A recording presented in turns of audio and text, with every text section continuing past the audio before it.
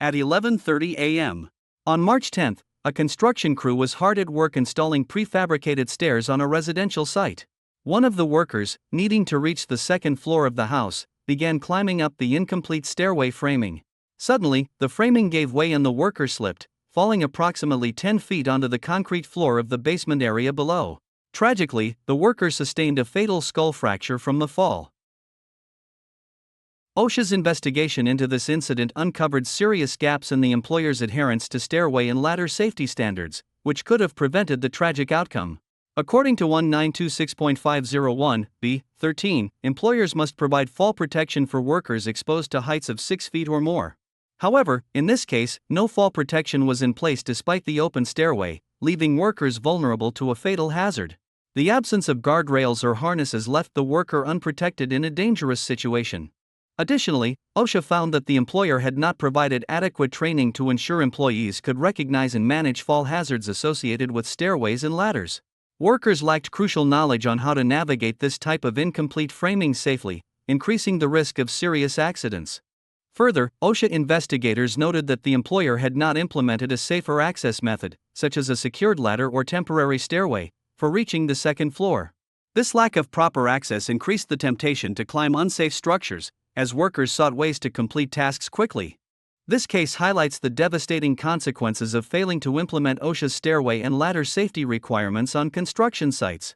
Adequate fall protection, thorough safety training, and secure means of access are critical to prevent falls and protect workers' lives.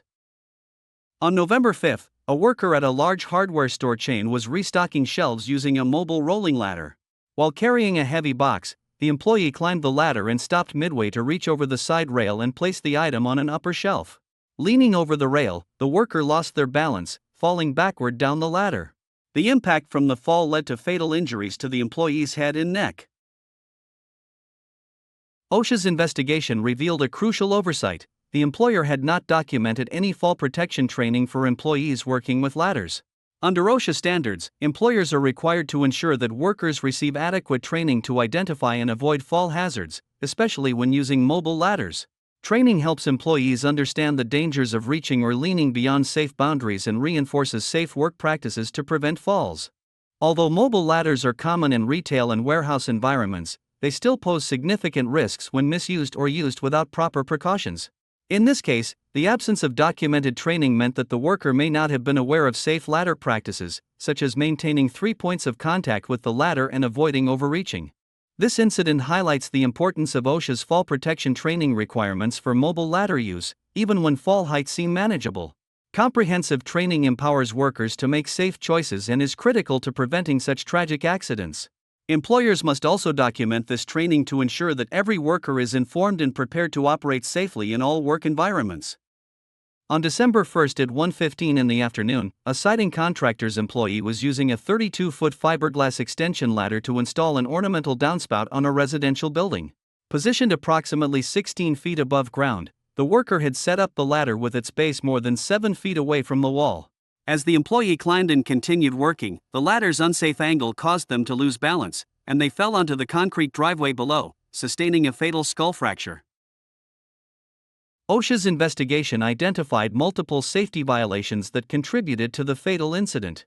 Most importantly, the contractor had failed to ensure that the worker's ladder was positioned at an appropriately safe angle. According to OSHA's requirements for using extension ladders safely, the base of a ladder should be positioned no more than 1/4 of the ladder's working length away from the wall, or approximately 4 feet in this case. The worker's ladder was positioned nearly double this safe distance, creating an unstable base that increased the risk of tipping or slipping, 29 CF or 1926.1053(b)(5)(I). Additionally, OSHA found that the employer had neglected to provide essential fall protection training specific to ladders and stairways. OSHA standards require that all employees be trained on ladder safety to help them recognize risks, maintain proper ladder positioning, and practice safe climbing techniques, 29 CF or 1926.1060(a). Without this knowledge, workers are far more vulnerable to dangerous missteps and misusing equipment. Compounding these issues, the employer also failed to meet OSHA's reporting requirements, neglecting to report the employee's death within the mandatory 24-hour period. Prompt reporting ensures that OSHA can quickly investigate incidents to improve workplace safety for others, 29 CFR 1904.39, A2.